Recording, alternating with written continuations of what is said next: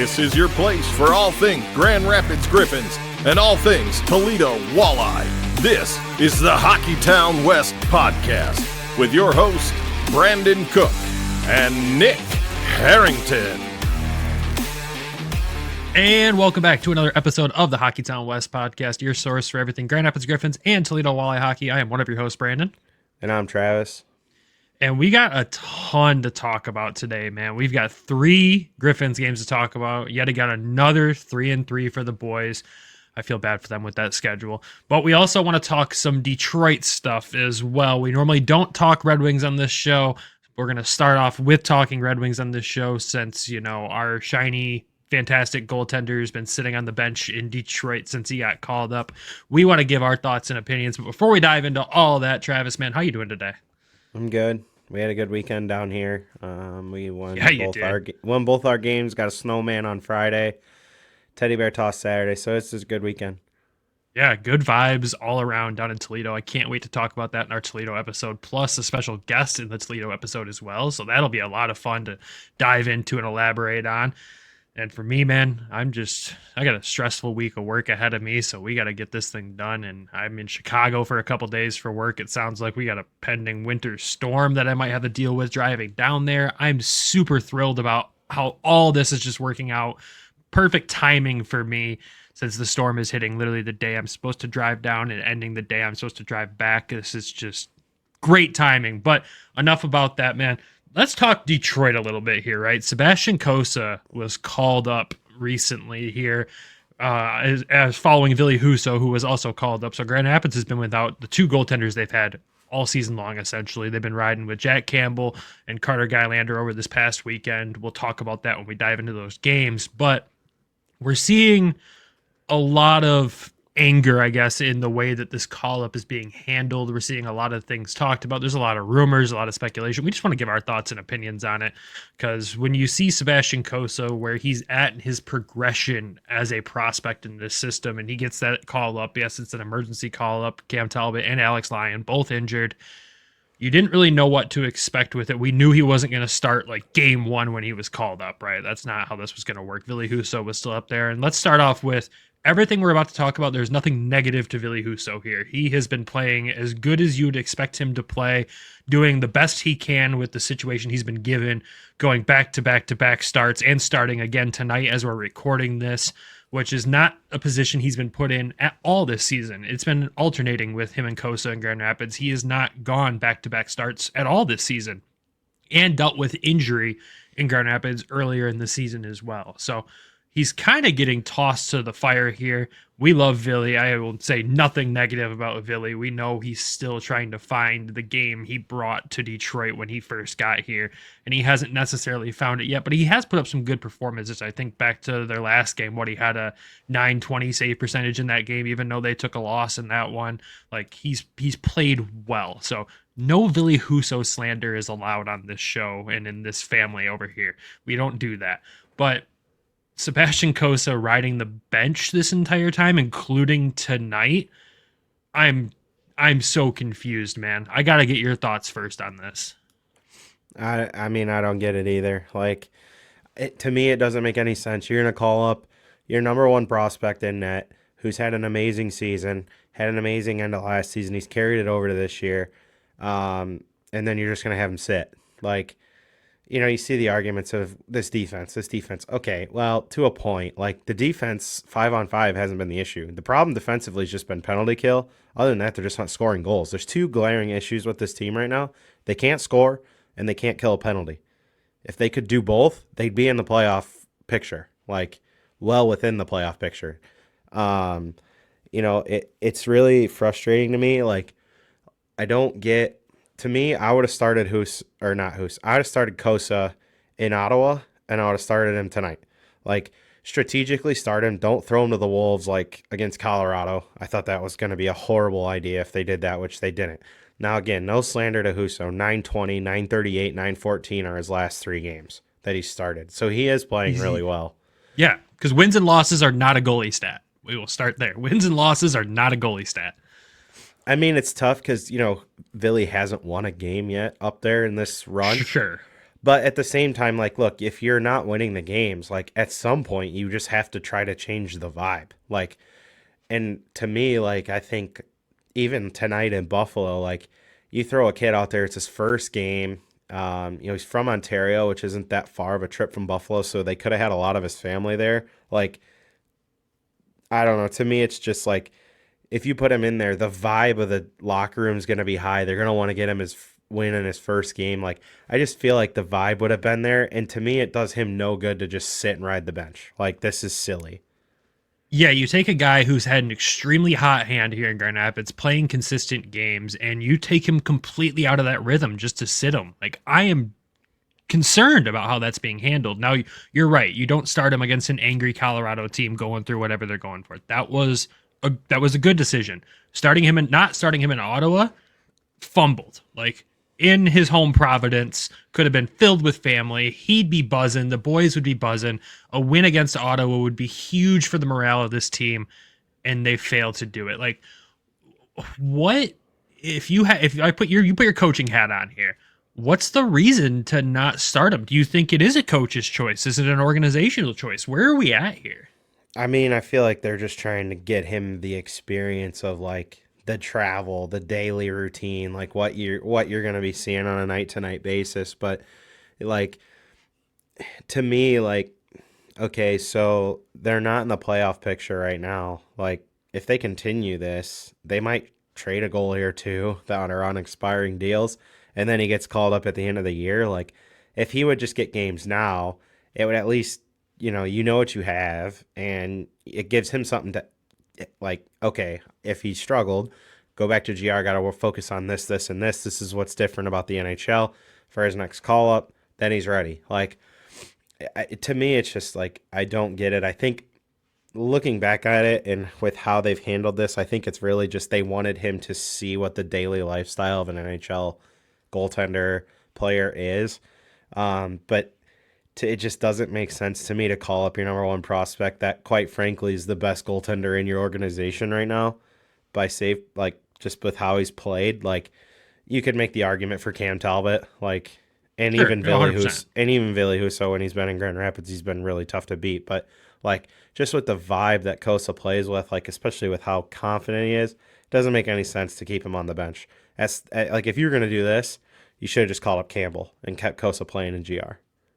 100%. Like, even Gylander, even like, you want a young prospect to learn the NHL life, call up Gylander. Like, if he has to step in, yeah, that's a terrifying moment for him. But at the same time, like, learning the life and the schedule and adjusting to it is one thing, but the schedule in Grand Rapids has been significantly tougher. Like, he's had to learn a whole lot up here just earlier this season with how many games Grand Rapids has played, how many 3-3s they've had, the travel, everything.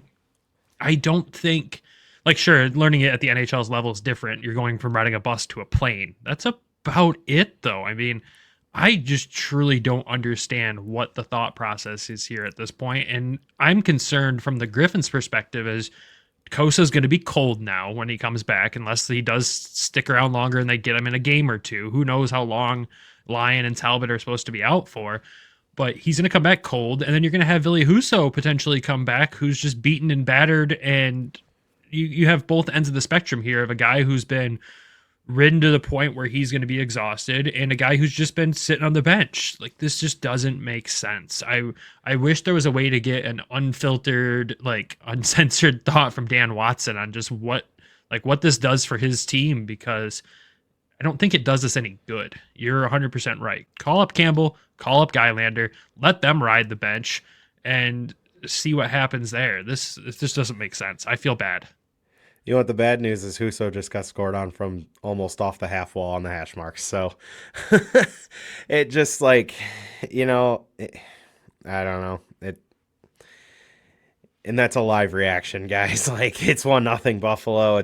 That's a tough goal to give up, to be honest. But it's just funny we're talking about this right now. But it's tough. Like, you feel for Coast, like, you want him to get games, you want him to stay in that rhythm. But like, at this point, like I said, they should have just maybe considered Campbell. I know Campbell had just came out of the players assistance program, which glad he's out. But like at that point, if you knew you weren't going to start Cossa, like why? Like why take him out of his rhythm? The only thing I could think of is you're trying to up maybe the trade value on Ville Husso, but are you really doing that right now? I think you were doing that with his performance in the AHL, so at least teams knew they could trade for a solid 1B and a starter in the AHL. Like that's the only thing I could think of. I mean, like a 914, 938, 920, that's pretty good for three straight starts. And now obviously he's given up a goal early here, but like you don't know what tonight's going to entitle either. But like, you know, I think everybody kind of needed to see him play at the NHL to get some sort of trade value, to be honest. Because I think if a team does trade for him, I don't think they're going to want to bury even half of that back in the American League. Like they're making that trade for the NHL. Like, I don't know. It's just I think it's frustrating for the fans want to see Cossa. I mean, and rightfully so. Like, look, he's your like new shiny toy. He's the number one prospect in net. Like, he's playing really well. Like, you and I are the biggest Cossa guys. Like, you know, we want to see him play, but like at the same time, like, I guess I kind of understand it, but like the playing behind this team and defense thing is kind of stupid. I think like, yeah, that's not the right take. Like, I guess it's like, no, they're not good. Like, yes, they're not a good team, but like, I don't know. To me, that seems like a little bit of a silly take, just off the fact being that it's not like they're giving up 6-7 goals a night or 5 on a nightly basis. Like, it to me just doesn't seem right. No, it's not the right take. I don't know. I just don't understand. This isn't how I would have handled it. But that's like, again, I'm not a GM. I'm not a coach. I'm just a minor league podcaster, right? But at the same time, I don't know. Like, I look at the Griffins' upcoming schedule here. They travel to Colorado this weekend, then they travel to Texas. Texas is red hot right now. Colorado's not a bad team either. It's something where I'm like, wow, Sebastian Cossa would be a really nice piece to have during that road trip, especially, you know, just more time with the boys to get the team acclimated, to get the brotherhood that they already are building even stronger. And, you know, everyone in that room is happy to see him in Detroit. Like, they all love that he's up there, but I know everyone wants to see him play. And, yeah, I don't know, man. I don't know. We could go on about it probably for the whole episode just because it seems like a fumble. Like Travis and I have sat here and preached long game with him, long game, but we didn't anticipate both goalies going down in Detroit. And I think we at one point had said if that happened, yeah, you got to call him up and you got to play him. Like, it's just the way it goes. And I know based on just reading through fans' thoughts and comments on Twitter and Blue Sky and everything, like, if the Wings lose with him in net, they're not going to be mad. They just want to see what he's got. They want to see him play. And I think you're 100% spot on that putting him in would provide a spark to the lineup that is just lacking right now. There isn't spark. There isn't a swagger. There isn't anything special going on with it right now. And putting him in would probably generate some of that. I think, like, here's my take. Like, if you have Cossa come in here and post a 914, a 938, and a 920, but you lose every game, like, does it really matter if they've lost every game? Like, your number one prospect showing he can play and play at an elite level in the NHL. Like, that's what you want to see. Now, granted, that's great for Husso, but, like, again, he's on an expiring deal. Like, he's probably not coming back. Just call it what it is. Like, they're probably not going to re-sign him. Like, they have Talbot under contract. You pretty much know Cossa is going to be in the NHL next year. Like, I would say that's probably the expectation. And I don't think Husso wants to be a number 3. Like, no. If anything, like I'll say this. I almost sent it in our group chat today. Like, next year, I could honestly see them re-sign Campbell to be the starter in GR. Then you have Carter in GR with him. Cossa's with Talbot in Detroit. And then you have either Trey possibly in GR or Toledo. And then you have maybe Landon Miller in Toledo, or he goes back to junior another year. Like, again, this is getting way ahead of ourselves, but that's just something I thought of. Like, okay, like, yes, it's great that Husso's playing well, but if Kossa's putting up these numbers, like, that gives you the thing of, okay, he's our goalie of the future. Like, it doesn't matter that he's losing. He's playing well. He's got great save percentage. He's got good goals against. Like, that's where I'm at with it. Like, yep. I don't know. It's just my opinion. And the Wings just tied it. That's positive. That's a positive way to end that segment there. But I share that opinion with you 100%. That is how the future probably will be laid out, barring any crazy trades or anything like that. And yeah, like either send him back to GR and call up one of the other guys to learn the NHL life, or call up Campbell, who knows the NHL life pretty darn well, and let Cossa just play. Like, you don't sit him. He was a guy that was supposed to play 50 games potentially in the American League this season. He's sitting right now. That's ridiculous. That's a fumble. But I want to go back to what I said there, where your point of, providing a spark. And I think that's something that Detroit lacks big right now. There's not a spark. Like, there's not a voice. There's not, like, we've talked about it before separately off air, losing Perron, who was such a good leader in that room, does hurt. Now, again, I was vocal last season. Perron was slow. He should have been playing first or second line in the team. That's not, I think he was being put in a position where he was going to fail on the ice because of the lines he was getting put on. But the leadership aspect he brought into the room and the energy he brought in the room is invaluable. Like, look at the swagger this team had in the second half of the season last year. There's nobody that has that right now. And this isn't me saying Dylan Larkin needs to be louder or, he's a bad captain. You look at the Lindstrom era. Lindstrom wasn't a loud captain. He was one of the quietest guys in the room, but he was surrounded with guys that provided that energy and that swagger that they had back in the day. The Wings don't have that guy. And the scary part is when you peel it back, there's not really a prospect in the system that is that guy. There's not really any loud prospects. Some of them are on the quieter side for sure. And again, they're just getting into pro hockey, so they're not going to go in there and be that loud guy. You know who the Wings do have in the system that is a loud guy and a great energy guy in the locker room? It's Austin Watson. Grand Rapids has everything Detroit is missing right now. And as a Griffins podcast and a Griffins fan, I'm very thankful with that. But at the same time, who's going to be that guy? Who can be that guy for Detroit? Who can be the Austin Watson up there? Because I don't think they're going to call him up barring any injuries or anything like that. They're not going to call him up just to bring energy. But, God, this team needs it. Yeah, I mean, they just scored to take the lead. Andrew Kopp finally showed up. Hey! The guy I think to do it would be Rasmussen. I mean, he's just kind of that, like, bulldozer, and you kind of seen it when he laid out Jack Hughes. Like, that was kind of like the vibe, and it's like, yes. Okay, like, we need that kind of vibe, but like, they just don't have that kind of guy. Like, and if you go back to David Perron, like,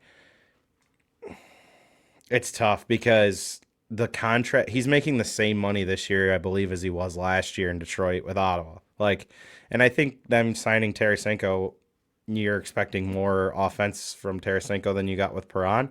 But, like, if they could have got Perron at half the number he got now, then, yeah, re-sign him, like, just for in the locker room vibe. But they don't have that, like, that voice, I feel like, that is going to, like, because you even heard, like, somebody said last year, I think it was Lalonde said, like, we were struggling, and David Perron's like, we're going to go on the road, and we're going to get 8 or 9 points or something like that. And then they literally went out and got 8 points, like, and it's just like, you win a cup, you see it, but, like, there's other guys that have been there, done that in that room. I mean, Tarasenko's got 2 cups, Kane's got 3 cups. Like, there's enough guys in that room that somebody's got to provide a spark somewhere.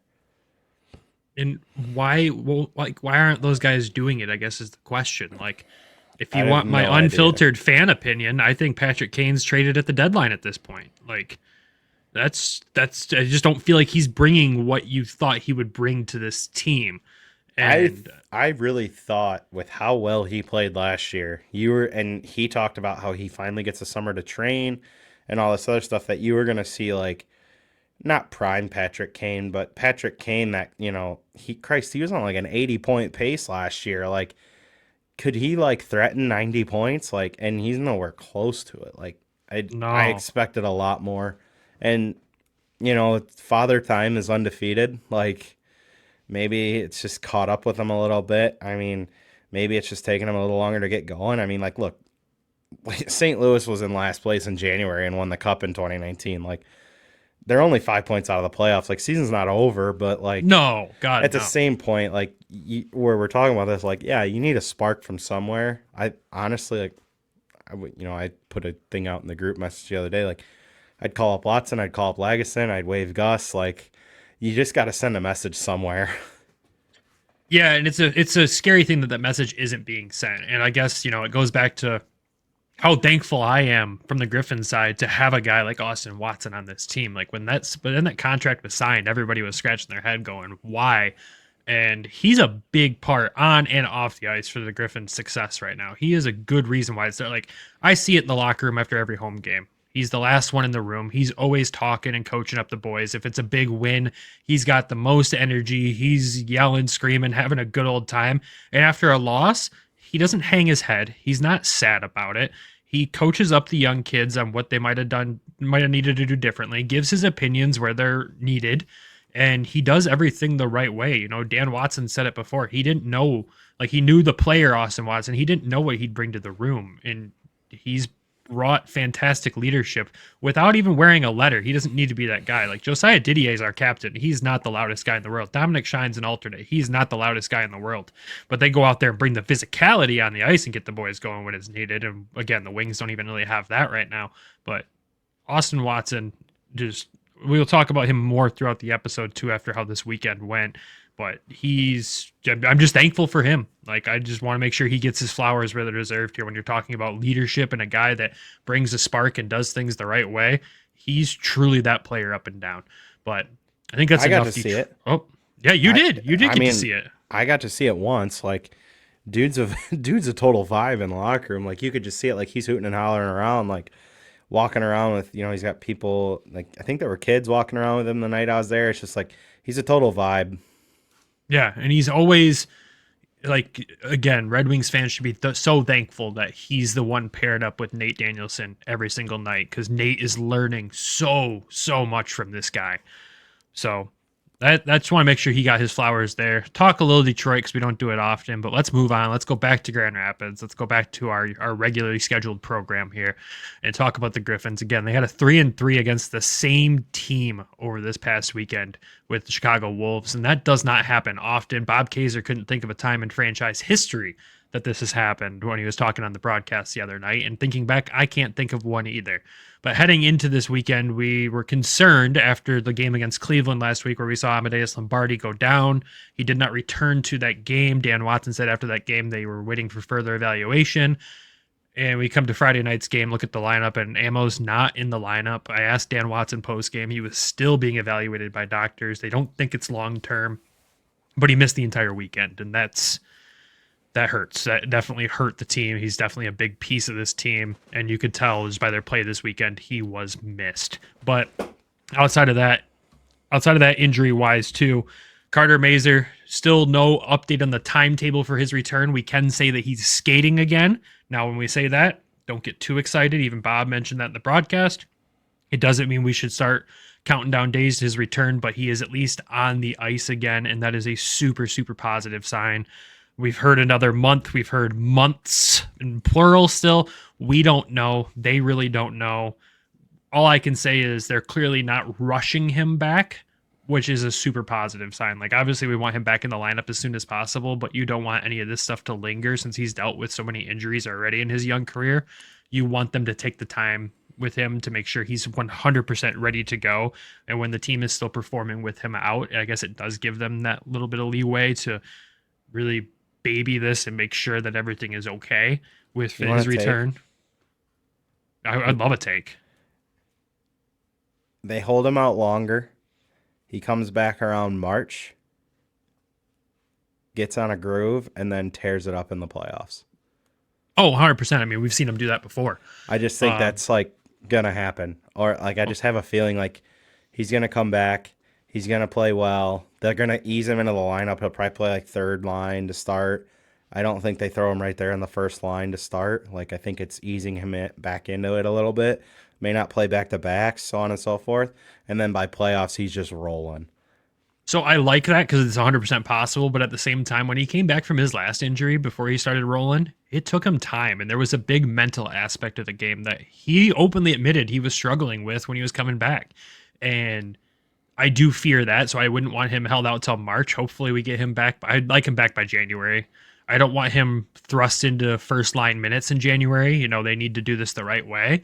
But at the same time, I think he'll take a little bit longer. Now, again, who knows? He could prove me wrong. And usually most players in this team do prove me wrong.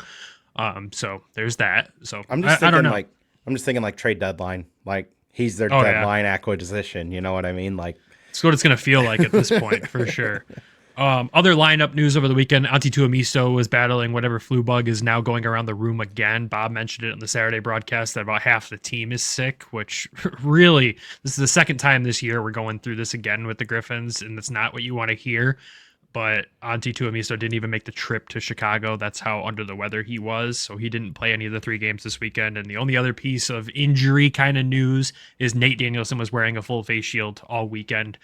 He played every game, played fantastic, but it looked like when I saw him post game on Friday, he had a scuff on his face. I can imagine there was potentially a puck to the face or something in practice that he's wearing a full bubble for.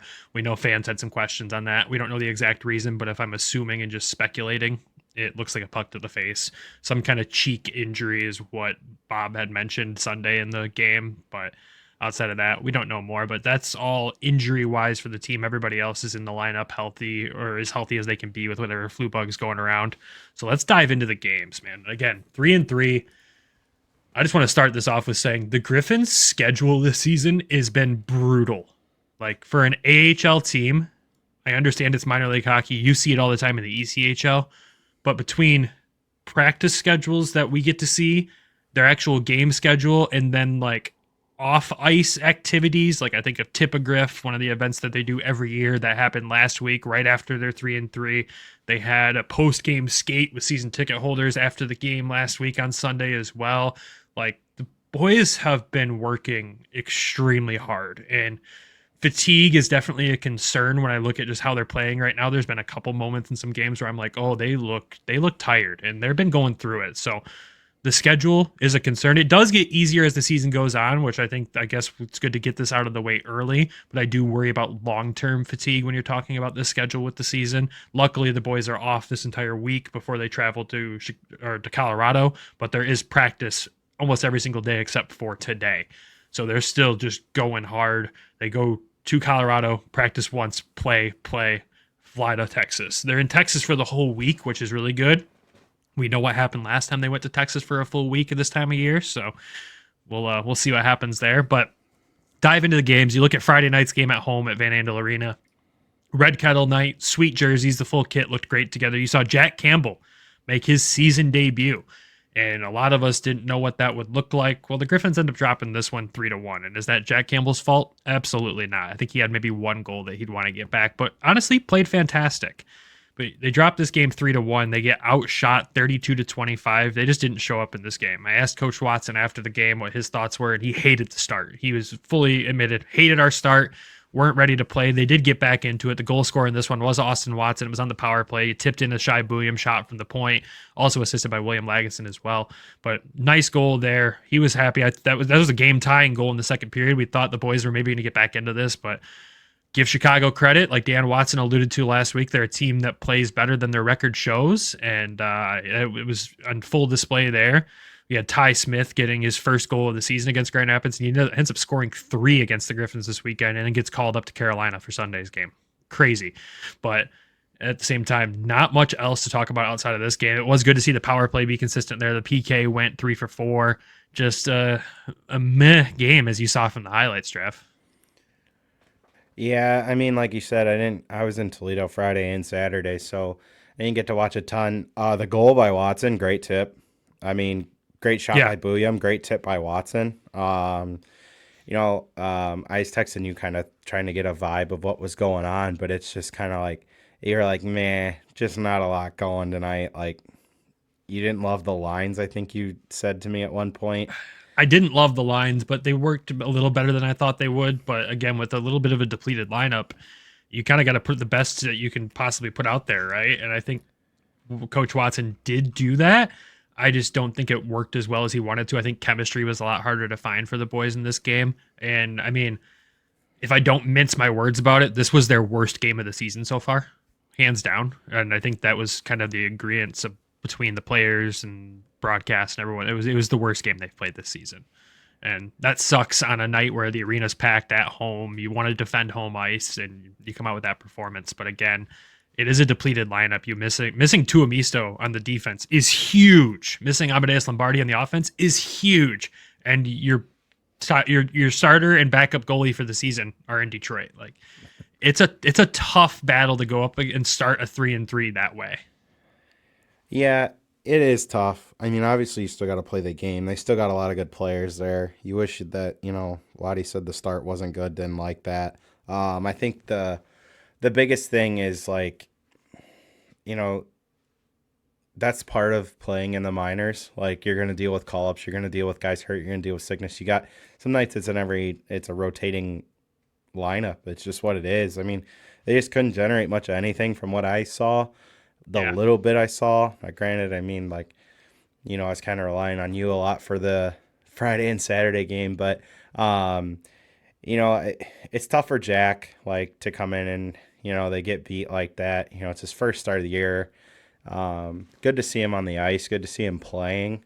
I just think, with a lot of moving parts, a lot of guys out, it was just tough, right? Like, you're going into a 3-3. Chicago, like Waddy said, has played well, better than what their record says. They're a fast team. They're fast. Yeah. The transitions are flawless. They are a fast team. They can play the physical game. And Spencer Martin, their goaltender right now, is playing outstanding hockey. So that doesn't help. Yeah. And he was really good Sunday, which I'm sure we'll get into. But the kits did look good. I will say that the uniforms looked really good. It's just one of them nights. Like, yep, you have them. Yeah. And we'll dive more into specific player performance from these games after the ad break. We just want to go through the games as quick as possible because there were so many of them. So we're going to jump into Saturday's game here where you see the Griffins win this one 5-4 in overtime. A very back and forth game. But you got to talk about who had the overtime winner because he probably had 3 or 4 great opportunities that just puck luck didn't go his way, missing opportunity to find a wide open net because he gets forced off the puck or something crazy. He gets his first of the season, not due to poor performance or anything like that. He's been playing fantastic this season, but Elmer frickin' Soderblom gets the game winner in overtime for his first of the season with Dom Shine and Lagesson getting assists on this in 2 ways. 1, they touched the puck. 2, they threw a massive sandwich hit together at center ice that kind of just freed up Elmer to go in and rips a beauty of a shot to get this win. And also the Griffins outshoot Chicago in this one 41-27, a shot performance we have not seen from Grand Rapids at all this season. They go 0-4 on the power play, unfortunately. We'll talk about officiating here in this game too after the ad break. The Wolves had 7 power play opportunities in this game. Wild game across the board, but this was one where you saw the swagger and the energy back in the boys after our tough game at home Friday.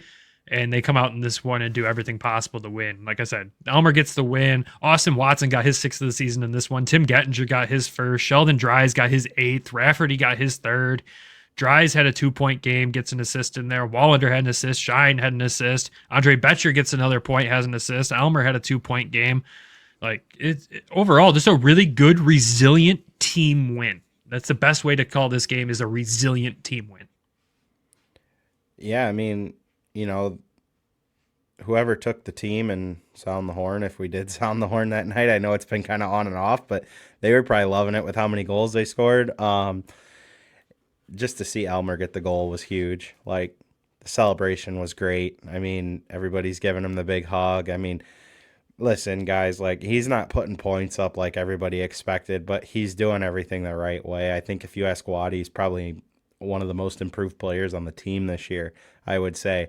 I read a article yesterday about, is it time to even call him up? Like, just with his play, like, like, he could provide some presence just in his size that could help Detroit. But all in all, like, they stuck with it. They didn't fold. When they would tie the game, they'd give the lead back up. And then it's just like you said, resilience. Like, sometimes you're going to go through games where you're just fighting it the whole night, and then they finally come out and get the win. Yeah, it was just a good team game. And again, we'll talk more about specific players here after the ad break. Dive into Sunday's game real quick. And this is one, man, this was a heartbreaker here because the Griffins ended up dropping this one 2-1. Jack Campbell got the start in this one. I forgot to mention Carter Gylander did start on Saturday's game. But this 2-1 loss doesn't feel like a 2-1 loss if you watch this game. It was really just about a 45-second gap of bad hockey by the Griffins, I would say, in the first period that kind of buried them in this game. They outplayed Chicago up and down the ice in this. They outplayed Chicago up and down the ice in this game. Like, again, Spencer Martin started in this one for Chicago. Played a great game, as he has pretty much all season for them. The Griffins allow a power play goal 12 minutes into the game for Chicago, and then at the 12-minute 45-second mark, sorry, that was 12 minutes 32 seconds in, 12 minutes 45 seconds in, Chicago gets a shorthanded goal, a 2-on-1 that Jack had no chance with. And then in the third period, near the end with the goalie pulled, Sheldon Dries gets his 9th of the season from Austin Watson and Nate Danielson. Griffins' power play goes 0 for 5 in this one. I guess that's probably the storyline out of this, why they probably lost the game. But again, they outplayed Chicago. They outshot them 34-30. They played better hockey than them all game. I saw a face-off stat because thank you, Chicago Wolves. You actually track that. Holy smokes, no one else in the AHL tracks that. But at the end of the second period, Grand Rapids had won 25 face-offs to Chicago's 10. Chicago had turned the puck over 10 times compared to Grand Rapids' 3. Like, Grand Rapids did outplay them. It's just one of those unfortunate nights where a hot goalie and Spencer Martin gets the win. Like, that's just kind of how this one goes. I know you got to watch some of this one. Just your kind of overall thoughts before we hit the ad here. Should have been 4-0 in the first 5 minutes, Griffins. I mean, for real, dude. The pressure out the gate was insane. Yeah, like, I just was like, oh my God, they can't score. But, like, they have done everything humanly possible to take the lead in this game. They're just not winning. Like, and then, like, they get one late and they almost tied it right after that. Like, you know, it was just like, that literally shows you, like, look, you have to play the full 60 minutes. Like, you can't take even 25 seconds off because they scored, 2 goals in 13 seconds or whatever. So, you know, it's just like, it just goes to show you that, you know, you can be the better team on some nights and you're not going to win the game. Like, it's just kind of what it is. Like, yeah, you know, the power play going 0 for 5 is brutal, but, you know, at the same time, like, you just got to fight through it and find a way to get one. I mean, and if you think about it, they're an Austin Watson 40 feet high from a tie game. Yeah. Like, Spencer Martin tried to go for the empty net and put it right on Watson's stick, and he put it in the netting above the glass. Like, if he hits that, and then it's a different game. And then they scored 20 seconds later, like, okay, then all of a sudden you're tied going to overtime. But it's just how it goes. Yeah, it's just one of those. And, you know, I look at it and go, this 3-3 sucked, but to see them play that well on the backside of the 3-3 on the road, super positive sign there when you're thinking long-term with this team. And also, they only have to go back to Chicago one more time this season since we've knocked out so many of the road games already with this Wolves team. So that's another huge positive, I guess. There, the Wolves do come back to Van Andel a couple times, but they only have one more road game against this team for the rest of the season. But yeah, I think it's time. Send it to an ad break. We'll dive into some of these players specifically on their performance this weekend when we come back, and a couple more extras as well. So we'll go to the ad break. When we come back, we'll have more. The 24-25 NHL season still has that new car smell, and the action is heating up at DraftKings Sportsbook, an official sports betting partner of the NHL. It's super easy for first-timers to get started at DraftKings Sportsbook. Try betting on something simple, like picking a team to win. And if you're new to DraftKings, listen up. New customers bet $5 and get $150 in bonus bets if your bet wins. Gambling problem? Call 1-800-GAMBLER. In New York, call 877-8-HOPE-NY or text HOPE-NY 467-369. In Connecticut, help is available for problem gambling. Call 888-789-7777 or visit ccpg.org. Please play responsibly. On behalf of Boot Hill Casino and Resort in Kansas, 21 and over. Age and eligibility varies by jurisdiction. Void in Ontario. Bonus bets expire 168 hours after issuance. For additional terms and responsible gaming resources, see dkng.co/ice. There's nothing like the excitement of watching NHL hockey live and in person. The sounds of the puck hitting the boards, the players slamming guys up against the glass. There's truly nothing like it, and it's never been easier to save money on your tickets than now with Game Time. Download the Game Time app, create an account, use code THPN for $20 off your first purchase. Terms apply. Again, create an account, redeem code THPN for $20 off. Download Game Time today. What time is it? Game Time. And welcome back. All right, let's dive into some of these players' performances over the weekend. That'll also allow us to elaborate on the game instead of going game by game and making this like a 2-hour episode because there was 3 games. So the first guy is the obvious one we got to talk about, right? He makes his season debut on Friday. He gets to play 2 games this weekend, and Jack Campbell. And yes, they're not wins, but overall, I think he played fantastic this weekend, especially being his first game. Is there a goal or two over the weekend he'd want back? Sure. I think every goalie wants every goal back, right? But at the same time, with what he was expected to jump in and do, I think he played really well. I mean, Friday, he was a little slower off the bat. I mean, that comes from, again, I've been watching young Sebastian Cossa and not so old Ville Husso and Carter Gylander and all these guys fly around in the net. They are definitely faster in their movements than a Jack Campbell, especially coming in his first game. But again, Jack played well. I was fortunate enough to get the opportunity to speak with him after the game on Friday in post-game interviews. It was a quick interview. Obviously, there's some things we can't ask about in post-game with like the player assistance program and everything. Not that I really want to ask about that after a game. I don't think I'd want to put him in that scenario, and I'd hope most media would feel the same way. But at the same time, it was great to get to talk to him. One, I can tell he's just the nicest dude. He's very soft-spoken, but he's very kind in like how he approached getting into the interview.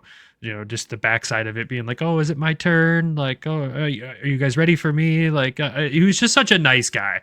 Like, and I can say that about everyone that we interact with on both the teams that we cover. They're all just genuinely nice human beings. But seeing Jack's performance this weekend, I'm very happy with it. And I think with a few more games, we'll really start to see him find his game again in this league. And I think we've got the Bakersfield level Jack Campbell that he played in the American League last year with Jack that we're seeing already this year. So super positive to see that. I just want to get your thoughts because you only got to see him play Sunday's game.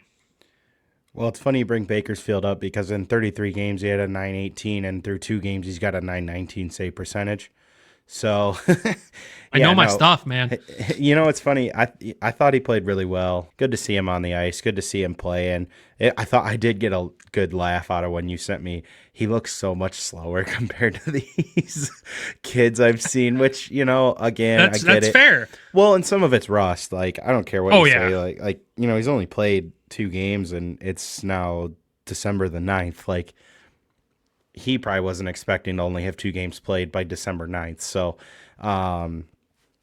you know, just as a whole, I mean, Sunday, when he went old school and stacked them before on the cross ice play, like he went so old school, stacked the pads, like that was a hell of a save. And then obviously the next time they had a 2-on-1, he got hung out to dry on that one. But no, I thought he looked sharp given that it's, you know, he hasn't had a ton of practice time, game time at all. I mean, to just get kind of thrown into, hey, guess what? You got to go because, listen, Carter's been playing, Cossa and Husso are called up, so you're going tonight and Sunday. So all the credit to him. Yeah.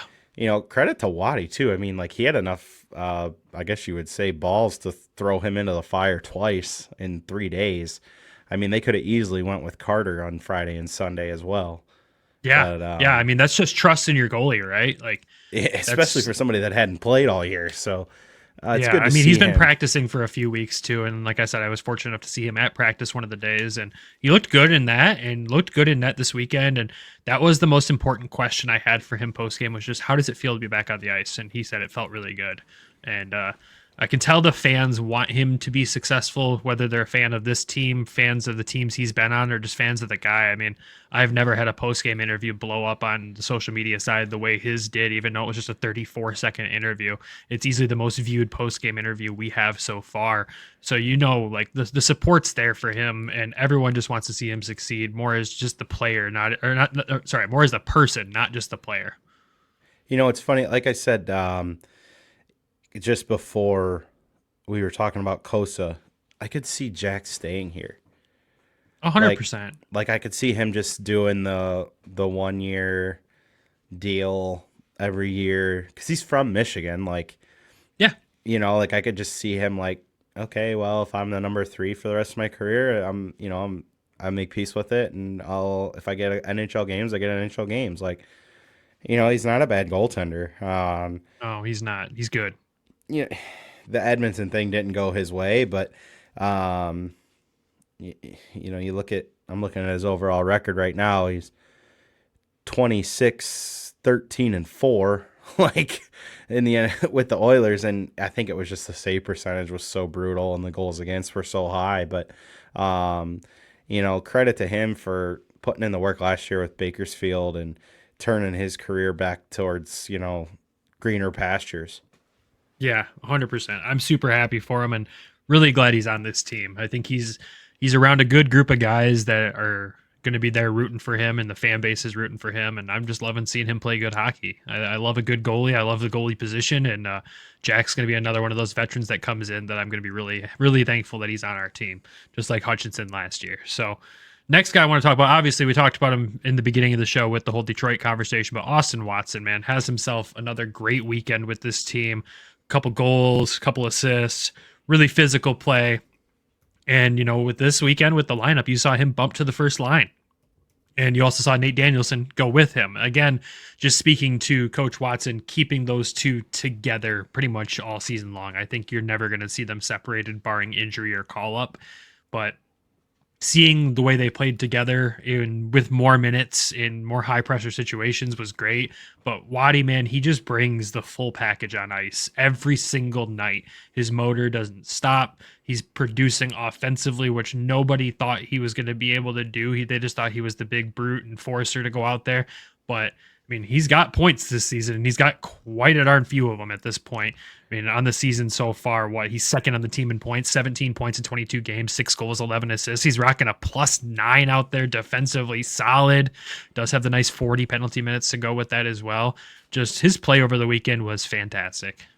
Well, he's got 9 points in his last 10 games, so, you know, he's clearly finding it. He found it already this year, but Christ, it seems like every game that, you know, I don't get to watch, but I get to look at the box score after the game or see the highlights on the page. It's Austin Watson. And it's like, again, like we're going back to Detroit. Like, can we call him up? Like, you know, I'm not saying he's going to produce like that offensively on the fourth line in Detroit, but, you know, we've already gone into what he could provide. But for what he's doing down here, I mean, Detroit has to be just thrilled. I mean, yeah.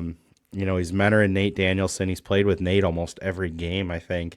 And, you know, I think Nate's benefiting from that too. He's playing with a guy that's played in the NHL quite a bit, former first-round pick. So, you know, he creates a lot of space for Nate on the ice. I think they mesh well together. And it's so bizarre that a guy that, you know, plays that heavy style is meshing so well with a playmaker. Like, Yeah. sometimes that doesn't, you know, you could always envision like, okay, we're going to put a guy that can create space with a guy that can shoot and a guy that can distribute. And you think all three are going to work together, but it doesn't always work that way. So, you know, and like we've said earlier, like, you know, he's like the vibe of the locker room. So it's good to see him having fun playing. I mean, I know he probably wants to be in the NHL. He even kind of, I think, alluded that he thinks he could be in the NHL, but, you know, he's kind of just taken the role he's gotten. He's on pace for 55 points in 71 games played with 129 penalty minutes. So that's a pretty effective player. Yeah, I would say so. And where he's also been extremely effective is the power play. He's got 3 power play goals in his last 7 games. Like, you wouldn't envision Austin Watson as a power play producer, but he's been a key piece of this power play. One, because he just follows the puck and goes to the right place at the right time. We saw it with that tip-in goal that he had off of Bouillam's shot there. But at the same time, he clears space while he's out there. He plays physical on the power play still and doesn't take penalties on the power play. But he also just clears space for the other guys to go do their thing. I would love if AHL.com would tell me how many power play assists he had over the season, but of course it doesn't. Just like everything else you wish it told us. But yeah, man, a key piece of this team. And we said it before, and I'll say it probably many times this season. Red Wings fans just need to be so thankful that he's playing with Nate Danielson. Nate's learning so much from this guy. And you can tell just the way he talks to Nate in the locker room after the games. He cares about this kid. He cares about his development and what he wants to go do. And he wants to put his, you know, impression on his career going down the line. And he's doing a great job at it. Yeah, I mean, you can't ask for much more than what you're getting from Austin Watson. Nope. You just can't. And even though the next guy, you know, you'd like to see more goals for him, right? You'd like to see more points, but you can't ask him to do much more than he's already doing in Elmer Soderblom this season. Like we said, he got that first goal of the season, overtime game winner. That's huge. He's got a couple assists over the weekend. But the physical play that he's brought to the table has changed the game for him. And, you know, you see Red Wings fans going, should Detroit call him up? And everyone thinks of Elmer Soderblom as this tall tree that's got these great hands. He's so much more than that now. He still has these great hands, and trust me, he's still a giant. If you're standing next to him at Tippegriff, good God, it makes me feel short, and I'm 6'3". Like, he's brought this new physical side of the game that's clearing the way for guys like Nate Danielson and Joe Snively and Dominic Shine to go out there and produce. And that right there is a stat that's not tracked. You can't find tracking for that. And trust me, the AHL wouldn't track it.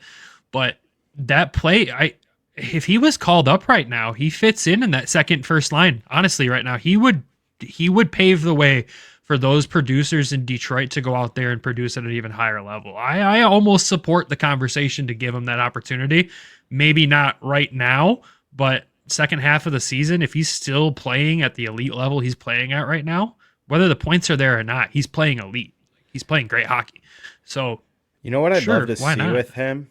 Who's that? I'd love to see in Detroit a reincarnation of like what Tampa did with 3 kids.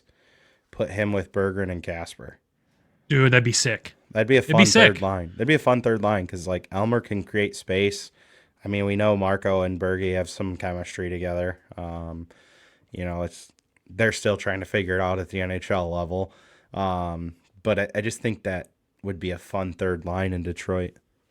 I 100% agree. Like, Detroit fans, like I said, they remember him as this tall kid with hands who's just a big teddy bear. He's still a big teddy bear, but boy, can he throw the body now. He has figured out the physical side of his game, and I've been talking to him at the Tippegriff event. He said he's having fun doing it, too. He likes that side of the game that he didn't really have, overseas, and he hadn't really had experienced that, so he's enjoying it. He's having a lot of fun and feeling really good about the way he's playing, and as he should. I made sure to go out of the way to tell him, like, dude, you're playing great hockey right now. Like, we don't get to talk to you post-game very often, but you're playing fantastic hockey, and he feels it. He knows it, and he's getting rewarded with it. He's been playing first, second line minutes all season long in Grand Rapids after probably the first week of the season. So Dan Watson definitely appreciates what he does there. And, we asked Waddy when he wasn't producing many points, was that a concern? And he said no, because he's producing opportunities. He's getting chances. They're not finding the back of the net, but you're seeing him go from getting chances for himself to getting those secondary assists to getting the primary assist. And now we see a goal. Like, I feel like this just kind of opens the floodgates for what we'll see for him for the rest of the season. Yeah, I mean, I'm looking at it right now. He's kind of just under a pace from when he played 61 games, not last year, but the year before. And that year before was rough. No, that is last year. I'm sorry. 61 games played last year at 29 points. He's on pace right now for 22 points. So, and it just takes that goal the other night could just be what gets him going. Like, once you see one go in with as much as he shot the puck, it's going to give him some confidence. Has 55 shots this season. I believe he still leads the team. He does. 55 shots on goal. Shine's right behind him with 52. So, like, just because you're not putting points up doesn't mean you're not being an effective player. And let's be real, if he does make the NHL as a regular, it's probably going to be a bottom 6 role. Those aren't your 40-goal guys. Like, like there still is a path for this prospect. It's just a matter of, keep doing what he's doing. And I think, he was this superstar in the World Juniors the one year, scoring in between his legs, like doing this crazy stuff. But like, I think he's evolved his game into something that is more NHL style. The crazy part is, like, there's not just a path to the NHL for him. There's a path to Detroit for him, especially he's played most of the season with Nate Danielson. Like, that chemistry is going to be there. Is he going to be second line in Detroit? No. But at the same time, like, that chemistry that he's going to have with Nate is going to be very valuable down the road. And I think there's a path there. He's got to get some of these bad contracts out of the way, but he definitely still has a path, and I hope the organization still sees it that way too. And I believe they do. So, but speaking of Nate Danielson, let's talk about him. Easily one of, if not the best players on the ice in multiple games this weekend. Like, you saw Sunday's game and easily said he was the best player on the ice. His awareness right now, we're seeing offensive production start to show with this kid, and we knew he wasn't going to come below the doors down and put up 90 to 100 points this season. That's not what Nate Danielson was going to be about. He came in first couple games of the season, played a fantastic two-way game, a great defensive game, great at the takeaways, great at defending in his own zone. Now you're seeing the points start to show. You're seeing the offensive side. You're seeing him on the power play just look absolutely ridiculous out there. But you're also just seeing his awareness and hockey IQ really starting to show. I know there's a clip I threw on our Twitter page where he's running the bumper on the far side of the ice. And after that, he sees the puck go down behind the net. Before the puck even looks like it's going to come out in front of the net, he's already slowly inching in, hunting in for that puck to get the shot as that puck comes out in front of the net. And he got the shot off. Spencer Martin was, of course, there to shut it down. But the awareness of where the puck's going to be before anybody else knows it's going to be there, we're starting to see a lot of opportunities get generated because of that. So this is a good player, and you start to see it at a different level. And I really seen it when I was sitting in the press box. Well, I guess you could say it's the press box with you. To go over his last 10 games, he's got 8 points, 2 goals, 6 assists. So like Brandon said, the points are starting to come. The one thing, like his vision, like is unreal. Like, and I said it to you when we were sitting in the press box last Sunday. Like his cross ice plays in the offensive zone, he just has a knack for that cross ice pass. Like, and you've seen it with so many great players over the year. Like Kucherov's really good at cross ice, cross the seam plays. Like Nate, and like his passing across the ice is very strong. Like it's not just throwing the puck across the ice. Like it's moving. Like he's very strong passer. His offensive vision too. Like you just see it, like it's starting to really hit home with him at this level. And I think that's huge, right? Like, not just the cross ice passing, but like you said, seeing where the puck's going to go and getting there, finding that open ice, using his hockey sense, his skill to kind of create opportunities. Like, you look at the goal they scored on Sunday, like rips a shot off the post and there's a rebound right there. Like I even said, he was like, thank God he got an assist on that, because he was easily the best player on the ice Sunday. It just felt like all day Sunday, the only name you heard was Danielson. And it's just like, okay, kid's starting to really find it. And, you know, the points are starting to come, but the defensive side of the game is still there. Like, look, I've said it a couple times on the show, like he's very Bergeron-like. Like, you know, he's not maybe going to be a point per game player, but he's going to be so good defensively that, like, yeah, he still has that offensive upside when you put him with elite playmakers and guys that can shoot the puck. I'll tell you who I think's really going to excel with him is brandsegg-nygård, just because of his shot. Like Nate's ability to find guys in the offensive zone with brandsegg-nygård's shot in the future. That could be a fun duo to watch together down the road. I like the sound of that. But, you know, on top of just like the good play, you can just tell he's getting more confident in this league. You know, I look at his stats at the beginning of the season. I look at all of October as a whole. He only had 2 games in October where he had more than 1 shot on goal. He was pretty much averaging only a shot per game. You get to November, the start of November, kind of the same story. You look at his last 5 games. You have 1 game against Chicago with 0 shots. That was the game where they just got hemmed in by Chicago in the middle of that 3-3 last weekend.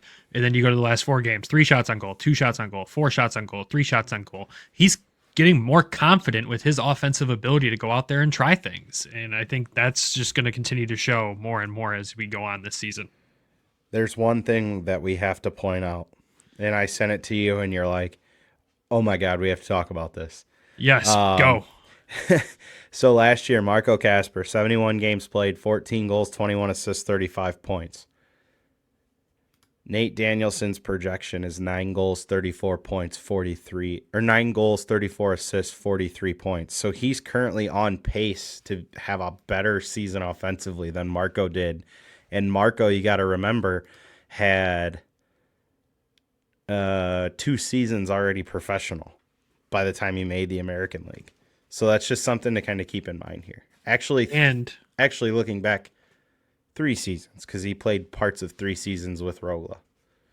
And you got to remember, he also was playing with Carter Mazur and Carter Mazur and Jonathan Berggren most of last season.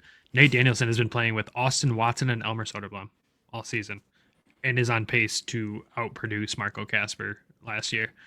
That's insane. Like, you rewind back some episodes early in the season, and I was kind of critical on his performance, and Travis usually put me in check on that, which is a good thing.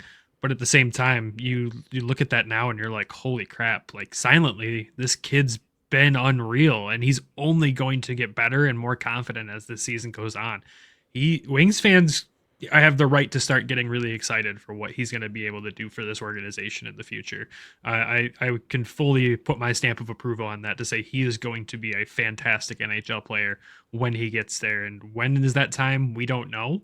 I have a feeling you're going to see pretty much the same treatment that Marco Kasper got, where you potentially see Nate Danielson start with the Griffins next season for a game, and then bye-bye, he's in Detroit for the rest of his career, or the rest of his time. So, yeah, good stuff there. Love seeing that for Nate, and I'm just super happy to see his development really show through, because you can see it game by game.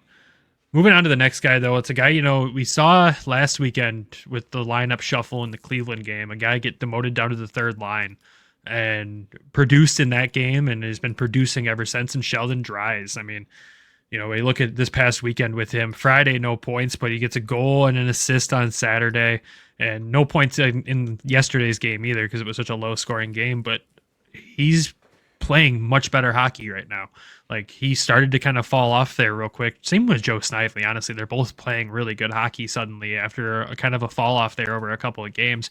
But two of the veteran acquisitions for this team really starting to kind of show what they can do. And, we talked about it last week's episode, Sheldon Dries, third line center, man, what a matchup there. And those matchups are really starting to show in his favor. Yeah, I think we talked about it last week too, about how third line center could even like open up things for other guys in the lineup, just with, some of your younger guys getting to play with a guy that's played a lot of games in professional hockey. But, he's a good player. Like, there's not a whole lot we haven't really said that like you can add to it. I mean, he just keeps steadily producing and playing well, but, he's just a good pro, and I'm glad that they have that between him, Snively, Watson. So there's just a lot of good pros, and he's one of them. Yeah. And then the last guy we got to talk about from this weekend here, I think we talk about him pretty much every week at this point in this, or as the season's gone on, because, well, he's still leading the team in points. How do you not talk about him? Dominic Shine. And I know it's been said at points in the past by us and others, but it really rings true now. He's the most underrated player in Michigan at this point. I will die on that hill. Dominic Shine, what he's bringing to the table right now for this team has been physical. He's been producing offensively. He's been incredible defensively, and easily one of, if not the best penalty killers in the American Hockey League at this point. I know there was a clip that we threw on our social media pages Friday of him just eating up valuable penalty minutes and from Chicago's power play. Ends up turning it into an opportunity going the other way. I saw it again on Saturday. I saw it again on Sunday. He's been right place, right time, and doing everything right defensively on this team this season, and is on pace to blow his career high out of the water that he set last season. Like, it's absolutely ridiculous. Cossa's in the net. Oh my God! Live reaction to Sebastian Cossa being in the net. Sebastian Cossa's in the net to start second period. Holy shit! Crap! Oh my God! And Raymond just tied the game. Oh, you're ahead of me! You're ahead of me! Holy Christ! I gotta pause. All right, back to normal here. Sorry, the Red Wings decide after we have a conversation and this whole show about putting Sebastian Cossa in net, they put him in net, and it requires our attention to go watch a little bit of his play with the Red Wings, of course. So they gave up 2 goals, but one wasn't his fault, and the other one, he did all he could on the second one. So again, I literally just texted Heather, my girlfriend. I was like, I don't anticipate this to go well. He's been sitting for a freaking week. He's cold. He's rusty. Gets thrown in the game midway through. All it says is he should have started this game, but I digress. We've talked about that enough in this. What we were talking about before the Red Wings interrupted us was Dominic Shine's play over these past few weeks. Again, Shiner, unbelievable play so far this season, just the true pro that he is. And I will still die on the hill. He's the most underrated hockey player in all of Michigan at this point in time. And I think Travis will agree. He loves Shiner and everything that he brings to the table. Oh yeah. Shiner, great dude. His kid's hilarious in post-game interviews. That was the best. Shine, telling everybody he's number one. We need more of that. So he's a vibe too. He is a vibe, man. I'm on Cossa watch now. Yeah, that probably is a good time to wrap this episode up then. Not that we have much more to dive into. We got through all the players we want to talk about. Again, the Griffins take away 2 of the possible 6 points from a 3-3 weekend. Not ideal, but am I sounding the alarm? No, I'm not. They're still leading the Central Division in the AHL by a good number here. Milwaukee had a rough weekend against Iowa, and that's if you're going to have a bad weekend, you hope the teams that you're either are chasing you or you're chasing are also having bad weekends, and they did. So again, overall, not the best performances of the weekend, but with what we're dealing with, I will take it. But that is a good spot to wrap this episode up. As always, we appreciate everyone for tuning into the show. And if you're new here, thank you for joining us. I know we've talked about a lot of exciting things over the past few weeks. Sebastian Cossa's call-up, getting to interview Sebastian Cossa the week before his call-up. Talk about great timing there. Thank you again, Griffins, for making that possible before this all happened. But we'll wrap this one up. We won't bore you guys any longer. So thank you for tuning in. And as always, thank you to our sponsors. You got DraftKings and Game Time. Appreciate them. And of course, the Hockey Podcast Network for being fantastic partners with us and helping us grow the show weekly. But of course, we got to thank our primary sponsor of the show, Everything Hockey. Make sure you head over to everythinghockey.com. Use code WEST. Pick up some of the new clothing items they have over there, especially the hoodies, because it's about to get bitter cold again here in West Michigan, and I'm sure down in Toledo as well. It looks like we got a nice cold blast coming with this winter storm, so woohoo, yay for us. It's hockey weather. We love it. But as always, though, the show's not possible without our Patreon subscribers. Make sure you head over to patreon.com/HockeytownWest Check out how you can support the show there, just like everyone else that we're about to mention has. We're trying to share more content, get a little bit more creative with some of the stuff we got coming over there. So keep your eye out if you're already subscribed or if you're planning on joining. We got some fun stuff coming for you. But those subscribers that have already joined are John in Florida, Elaine, Grace, Griffin, Randy, Derek, Lori, Alan, and Michael. Thank you all for supporting the show. We appreciate you guys so much. Without you, we would not be able to make this thing possible. So thank you all. Thank you to Travis for knocking out this recording with me tonight. And let's have a fun night. We're going to go watch the rest of the Red Wings game with Sebastian Cossa in it, and that's super exciting to both of us. We hope you all enjoy. We hope you have a fantastic week. Be safe if you're out there traveling with this winter storm, and we'll see you guys back here next week to recap an exciting Grand Rapids Griffins trip to Colorado. So until then, go Griffins, go Walleye. We'll talk to you all again soon. Thank you for tuning in to the Hockeytown West podcast. Be sure to check us out on Twitter at HockeytownWPod and your host, Nick at GR Hockey Guy and Brandon at BrandonGR Hockey.